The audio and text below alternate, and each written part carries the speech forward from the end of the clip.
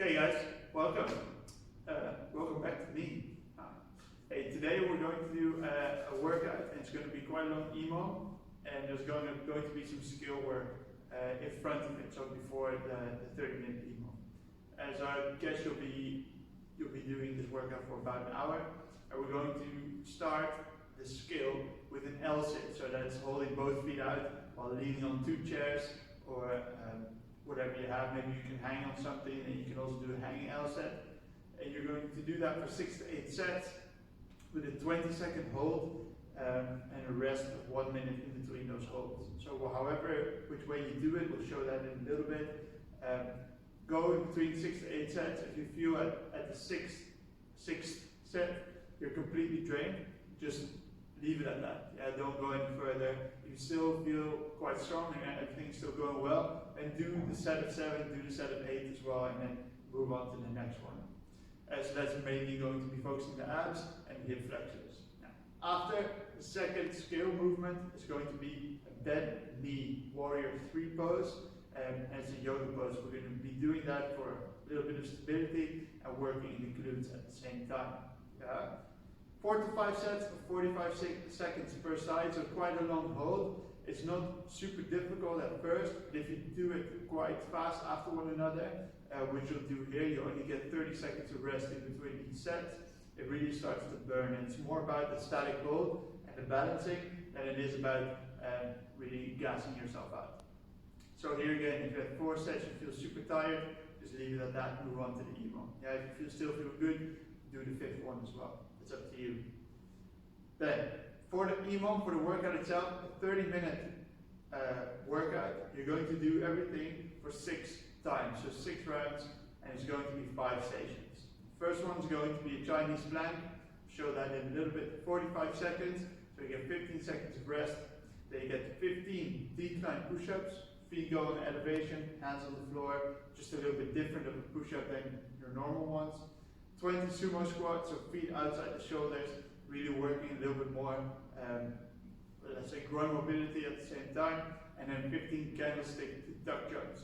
Almost an inverted burpee, and I think it's a very nice one to get the heart rate up a little bit, and then a 45-second hollow hold to end with. Those are 5 movements. You do that 6 rounds, and then you should be nice and tired. Yeah? So let's start with the warm-up. Paulo, we're going to do 25 vertical leg crunches first. So you're going to be lying on the back, the legs are straight up in the ceiling, and then with the hands, you're going to reach the toes, but you try to never let the shoulders come all the way down to the ground. So you keep the tension on the abs and go up and down quite fast. Yeah? Then, onto the hands and feet, you're going into a beast stance. In the leopard crawl. So you're on the hands and feet, knees are close to the floor, and from here you're going to rotate yourself on the right foot and right hand over to the crab position. Hold there for a little bit. You can keep rotating the same direction, or you can go back the same way and then go to the other side. Yeah? It's up to you how much space you have. 15 rotations in total into 10 back extensions.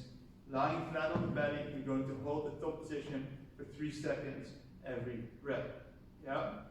You'll do this for 3 rounds. So 3 times 25 vertical leg crunches, 15 rotations, and then 10 back extensions. 3 rounds. Then for your skill, we're going to do some L sits. So here we have the luxury of parallax. If you don't have that, you can put 2 chairs next to each other, a couple of books on the floor. If you have that mobility with the legs, you can keep them up straight, or you can hang on something to make it work for you. Also on the edge of the couch, mine works quite nicely. What you're going to do here is you're going to push yourself down into the parallax, shoulders stay low so you don't have them up next to your ears, and the first starting position will be a tuck. Yeah, so both feet are underneath the knees are up, and you feel that tension in the abs and in the legs. You can progress doing this by putting one leg out in front, so if you can do it straight, fantastic, otherwise start with a slight bend. And then the ending position will be 2 legs straight out in front. There you go, holding that for as long as you can, or in this case, 20 seconds. Yeah? It's tough. It is really tough. So 20-second hold, rest for 1 minute, and then you're going for your bent knee warrior 3 pose. So standing on one foot. Think of it as a Romanian single leg deadlift. That standing knee is going to be slightly bent. Lean forward so that you're horizontal with the legs and the chest. So Barney can go a little bit further. Here he's going to hold, and now he's going to put his hands up next to his ears, and there he's going to hold for 45 seconds. Yeah? Now bending the knee is going to make it a little bit harder on the glute, and then the balancing of the foot is really what this movement is all about. So maybe take off your shoes when you're doing it. Also helps with the L-sit and your feet are a little bit lighter. 4 to 5 sets of 45 seconds per side. You have 30 seconds of rest in between sets.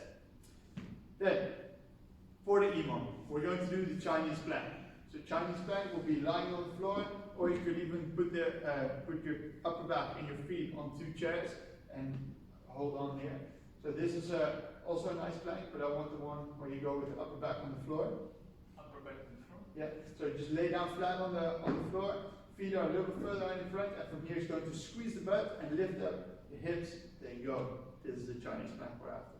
45 seconds of time, and then moving into the 15 decline push-ups in the next minute. So feet on top of maybe a chair if you feel this is really easy for you, otherwise maybe a couple of books or your partner. 15 push-ups, getting the chest and shoulders below the elbows and then pressing back out. Yeah? And standing up, feet move nice and wide, outside of the shoulders, squatting down, try to get the hips below the knees every time. Still just a regular squat.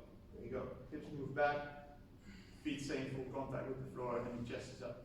20 reps, and then 50 candlestick to tuck jumps.